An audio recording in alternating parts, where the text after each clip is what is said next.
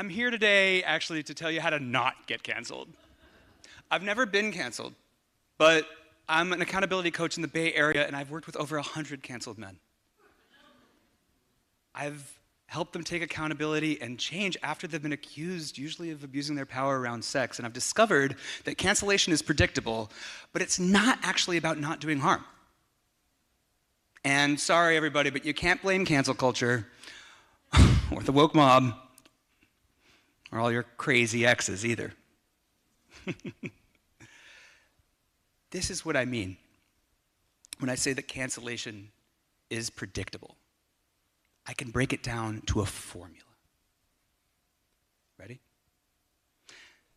Power plus a victimhood mentality times defensiveness. To be clear, this isn't actually what's going to get you canceled, but it is going to be what makes it impossible for you to change all those shitty behaviors that do. It's so predictable that I've made it into a game. You ready to play? All right. Clap if you're talented. Now clap if you're sexy. That's what I thought. Clap if you're charismatic. Now clap if you're a cis-white male in an unsupervised leadership position of a small, intimate organization with a heavy reliance on female volunteers. Everything that I've just mentioned is a form of power. And power makes us attractive to vulnerable people who come to us for safety or meaning.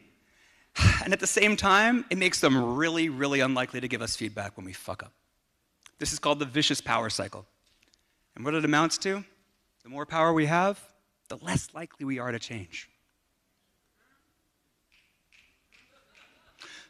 Round 2, victimhood bingo. It's all right, you don't have to clap.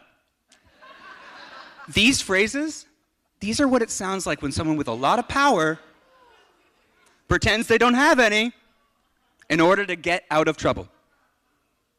Oh yeah. Well, it's not like I'm some billionaire CEO. That's just how I get when I drunk.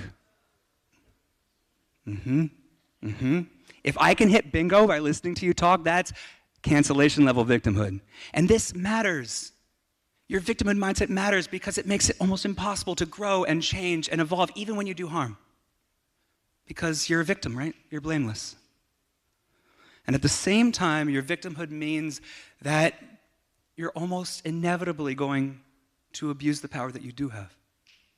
As my colleague, intimacy coordinator Mia Schachter likes to say, you're guaranteed to abuse the power that you refuse to acknowledge you have. Round three, defensiveness. Now just imagine that anytime someone said, hey, you hurt me, you spun this wheel. Would you land on accountability or something closer to, sorry you feel that way? And here's the point about defensiveness. The more defensive you are, the more harm you do. Defensiveness is attack. You try to minimize conflict, it just gets bigger.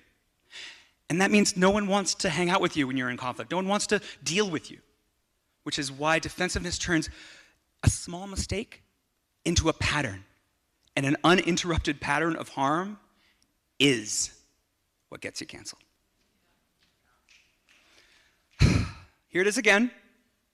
Cancellation formula, power, victimhood, and defensiveness. All the things that so many of my clients wish that they dealt with before it was too late. Because as I know, you all know, the harm that we do around power and sex is worse than getting canceled.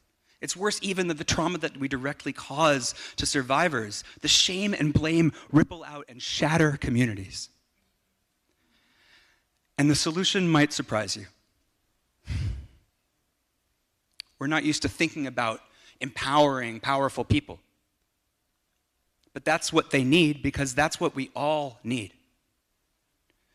When we're empowered, we think of power as a gift, not a burden. We replace our victimhood narratives with ones of agency and belonging, and we learn to grow and change and own our harm with dignity and self-love. I spend my life working with people with a lot of power and not a lot of empowerment. So if you see yourself in this formula or your loved ones, take this as an invitation. Go to therapy, face your demons, do whatever you need to empower yourself. Your community will thank you.